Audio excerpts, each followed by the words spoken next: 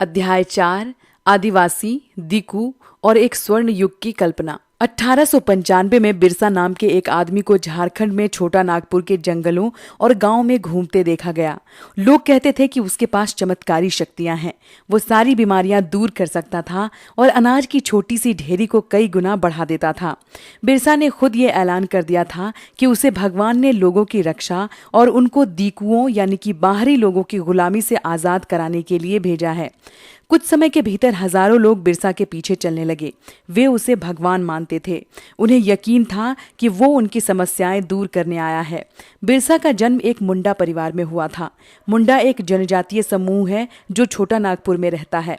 बिरसा के समर्थकों में इलाके के दूसरे आदिवासी, संथाल और उरांव भी शामिल हैं।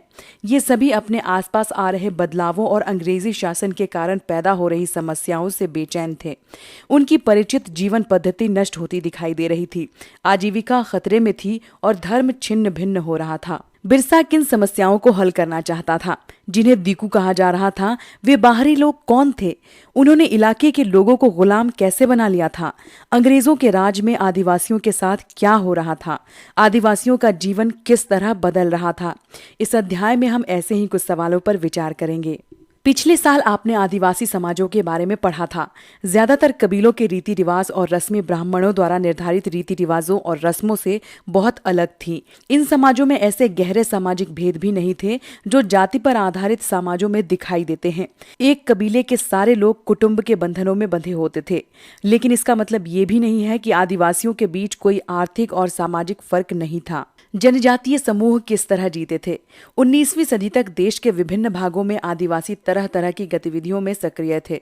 उनमें से कुछ समुदाय झूम खेती करते थे। झूम खेती घुमंतू खेती को कहा जाता है।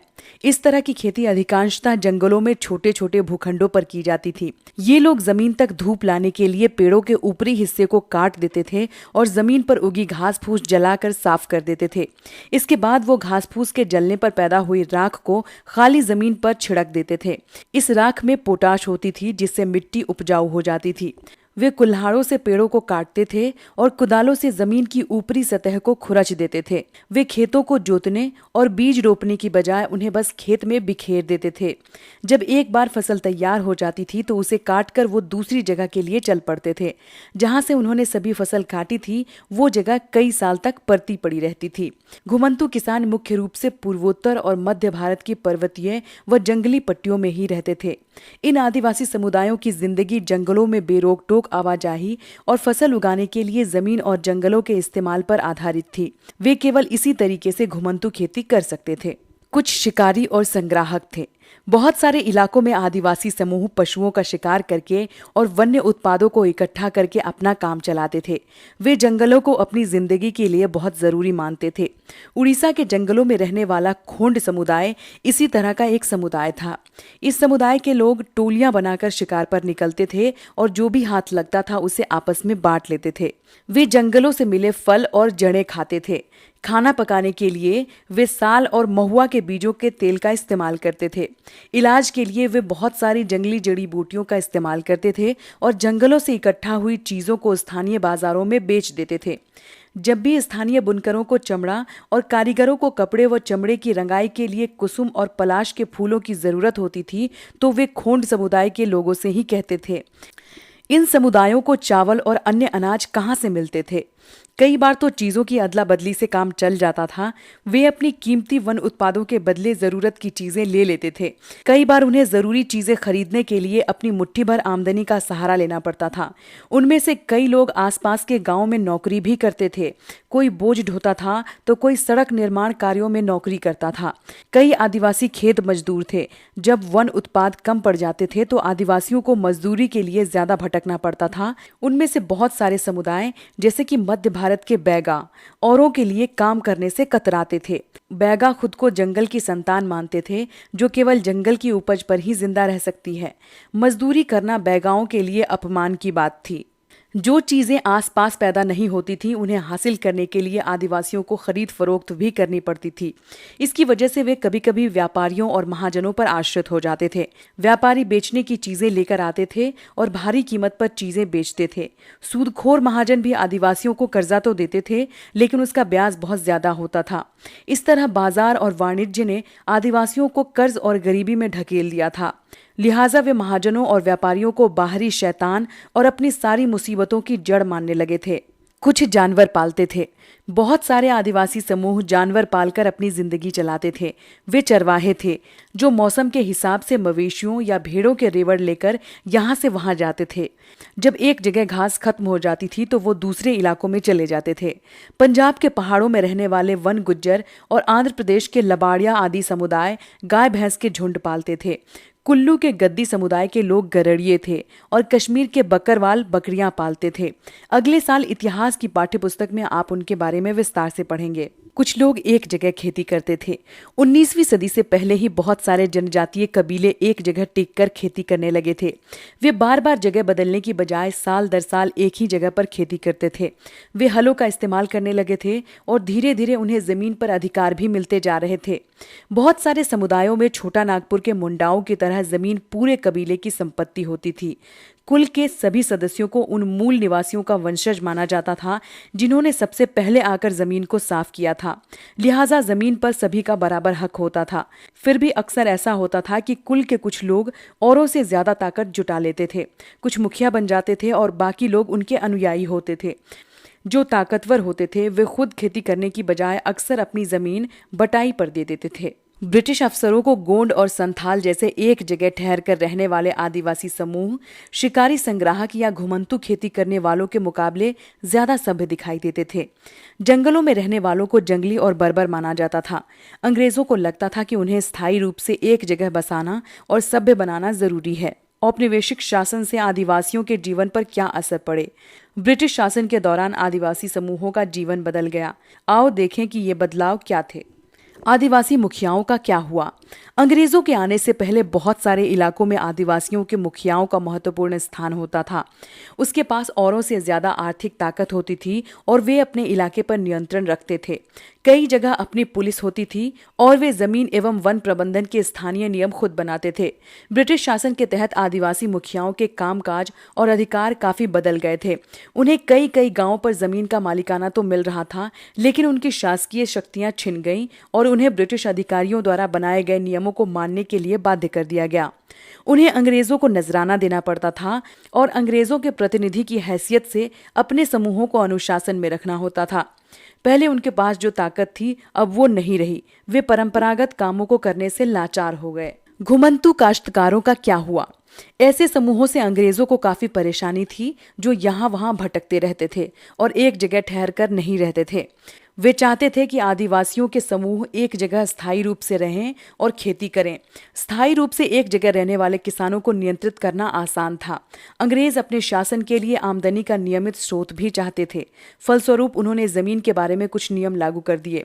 उन्होंने जमीन को माप कर प्रत्येक व्यक्ति का हिस्सा तय कर दिया। उन्होंने ये भी तय कर दिया कि किसे कितना लगान देना होगा।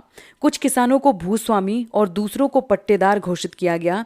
जैसा कि आप देख चुके हैं अध्याय 2 में, पट्टेदार अपने भूस्वामियों का भाड़ा चुकाते थे और भूस्वामी सरकार को लगान देते थे। झूम काश्तकारों और स्थायी रूप से बसाने की अंग्रेजों की कोशिश बहुत कामयाब नहीं रही। जहां पानी कम हो और मिट्टी सूखी हो वहां हलों से खेती करना आसान नहीं होता, बल्कि हलों की मदद से खेती करने वाले झूम काश्तकारों को अक्सर नुकसान ही हुआ, क्योंकि उनके खेत अच्छी उपज नहीं दे पाते थे। इसलिए पूर्वोत्तर राज्यों के झूम काश्तकार इस बात पर अड़े रहे कि उन्हें परंपरागत ढंग से जीने दिया जाए।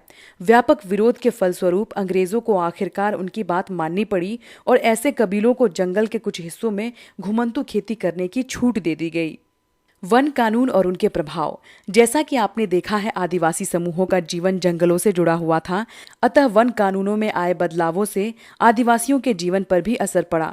अंग्रेजों ने सारे जंगलों पर अपना नियंत्रण स्थापित कर लिया था और जंगलों को राज्य की संपत्ति घोषित कर दिया था। कुछ जंगलों को आरक्षित वन घोषित कर दिया गया था। ये ऐसे जंगल थे जहां अंग्रेजों की जरूरतों के लिए इमारती लकड़ी पैदा होती थी। इन जंगलों में लोगों को स्वतंत्र रूप से घूमने, झूम खेती करने और फल इकट्ठा करने या पशुओं का शिकार करने की इजाजत नहीं थी। ऐसी सूरत में झूम काश्तकार किस तरह जिंदा रह सकते थे? इसलिए उनमें बहुत को काम और रोजगार की तलाश में मजबूरन दूसरे इलाकों में जाना पड़ा। जैसे ही अंग्रेजों ने जंगलों के भीतर आदिवासियों के रहने पर पाबंदी लगा दी, उनके सामने एक और समस्या पैदा हो गई। समस्या ये थी कि रेलवे स्लीपर्स के लिए पेड़ काटने और लकड़ी को एक जगह से दूसरी जगह ले जाने के लिए मजदूरों का इंतजाम कहां से किया जाए। औपनिवेशिक अधिकारियों ने इसका भी हल ढूंढ लिया। उन्होंने तय किया कि झूम काश्तकारों को जंगल में जमीन के छोटे टुकड़े दिए जाएंगे और उन्हें वहां खेती करने की छूट भी होगी, बशर्ते गांव में रहने वालों को वन विभाग के लिए मजदूरी करनी होगी और जंगलों की देखभाल करनी होगी। इस तरह बहुत सारे इलाकों में वन विभाग ने सस्ते श्रम की आपूर्ति सुनिश्चित करने के लिए वन गांव बसा दिए। बहुत सारे आदिवासी समूहों ने औपनिवेशिक वन कानूनों का विरोध किया।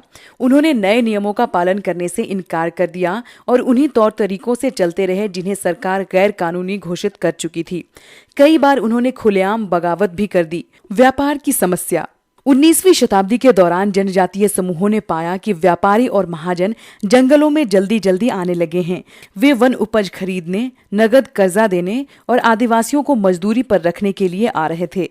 इन सारे बदलावों से क्या असर पड़ने वाले हैं, ये समझने में आदिवासियों को कुछ समय लगा। ये समझने के लिए आइए रेशम उत्पादकों की स्थिति को देखें। 18वीं सदी में भारतीय रेशम की यूरोपीय बाजारों में भारी मांग थी। भारतीय रेशम की अच्छी गुणवत्ता सभी को आकर्षित करती थी और भारत का निर्यात तेजी से बढ़ रहा था।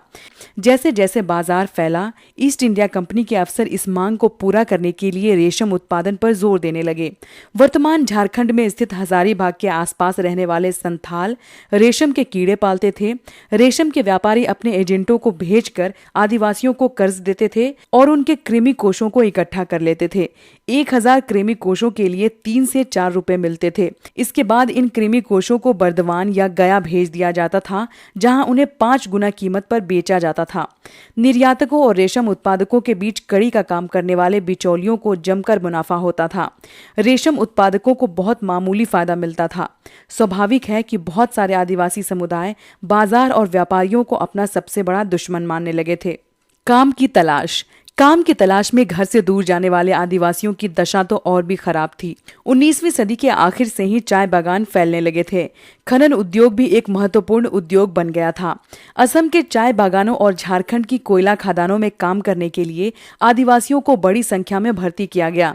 इन लोगों को ठेकेदारों की मार्फत भर्ती किया जाता था। ये ठेकेदार न केवल उन्हें बहुत कम वेतन देते थे, बल्कि उन्हें वापस घर भी नहीं लौटने देते थे। नजदीक से देखने पर 19वीं और 20वीं शताब्दियों के दौरान देश के विभिन्न भागों में जनजातीय समूहों ने बदलते कानूनों, अपने व्यवहार पर लगी पाबंदियों, नए करों और व्यापारियों व महाजनों द्वारा किए जा रहे शोषण के खिलाफ कई बार बगावत की।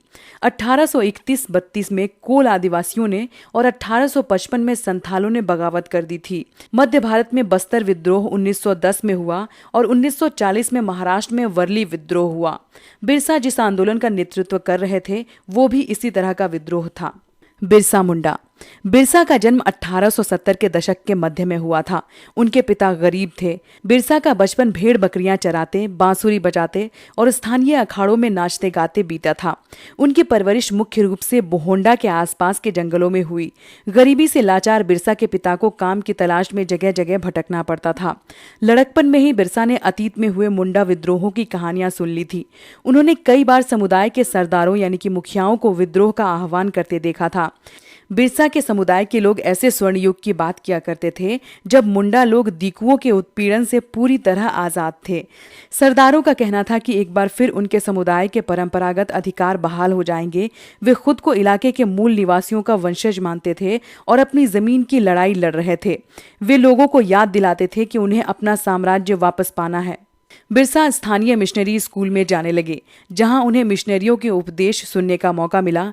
वहां भी उन्होंने यही सुना कि मुंडा समुदाय स्वर्ग का साम्राज्य हासिल कर सकता है और अपने खोए हुए अधिकार वापस पा सकता है। अगर वे अच्छे ईसाई बन जाएं और अपनी खराब आदतें छोड़ दें तो ऐसा हो सकता है। बाद में बिरसा ने एक जाने माने वैष्णव धर्म के प्रचारक के साथ भी कुछ समय बिताया। उन्होंने जनेऊ धारण किया और शुद्धता व दया पर जोर देने लगे। अपनी किशोरावस्था में बिरसा जिन विचारों के संपर्क में आए उनसे वो गहरे तौर पर प्रभावित थे। बिरसा का आंदोलन आदिवासी समाज को सुधारने का आंदोलन था। उन्होंने मुंडाओं से आह्वान किया कि वे शराब पीना छोड़ दें, गांव को साफ रखें और डायन व जादू टोने में विश्वास न करें। यहाँ ध्यान देने वाली बात यह है कि बिरसा ने मिशनरियों और हिंदू जमींदारों का भी लगातार विरोध किया। वो उन्हें बाहर का मानते थे जो मुंडा जीवन शैली को नष्ट कर रहे थे। 1895 में बिरसा ने अपने अनुयायियों से आह्वान किया कि वे अपने गौरवपूर्ण अतीत को पुनर्जीवित करने के लिए संकल्प लें। वे अतीत के एक ऐसे स्वर्ण युग सतयुग की चर्चा करते थे जब मुंडा लोग अच्छा जीवन जीते थे, तटबंध बनाते थे, कुदरती झरनों को नियंत्रित करते थे, पेड़ और बाग लगाते थे, पेट पालने के लिए खेती करते थे। उस काल्पनिक युग में मुंडा अपने बिरादरों और रिश्तेदारों का खून नहीं बहाते थे। वे ईमानदारी से जीते थे। बिरसा चाहते थे कि लोग एक बार फिर अपनी जमीन पर खेती करें, एक जगह टिक कर रहें और अपने खेतों में काम करें। अंग्रेजों को बिरसा आंदोलन के राजनीतिक उद्देश्यों से बहुत ज्यादा परेशानी थी। ये आंदोलन मिशनरियों, महाजनों, हिंदू भूस्वामियों और सरकार को बाहर निकालकर बिरसा के नेतृत्व में मुंडा राज स्थापित करना चाहता था। ये आंदोलन इन्हीं ताकतों को मुंडाओं की सारी समस्याओं और कष्टों का स्रोत मानता था। अंग्रेजों की भूनीतियां उनके परंपरागत भूमि व्यवस्था को नष्ट कर रही थी। हिंदू भूस्वामी और महाजन उनकी जमीन छीनते जा रहे थे और मिशनरी उनकी परंपरागत संस्कृति की आलोचना करते थे। जब आंदोलन फैलने लगा तो अंग्रेजों ने सख्त कार्रवाई का फैसला लिया। उन्होंने 1895 में बिरसा को गिरफ्तार किया और दंगे फसाद के आरोप में 2 साल की सजा सुनाई। 1897 में जेल से लौटने के बाद बिरसा समर्थन जुटाते हुए गांव-गांव घूमने लगे। उन्होंने लोगों को उकसाने के लिए परंपरागत प्रतीकों और भाषाओं का इस्तेमाल किया। वे आह्वान कर रहे थे कि उनके नेतृत्व में साम्राज्य की स्थापना के लिए रावणों, दीकुओं और यूरोपियों को तबाह कर दें। बिरसा के अनुयायी दीकू और यूरोप सत्ता के प्रतीकों को निशाना बनाने लगे।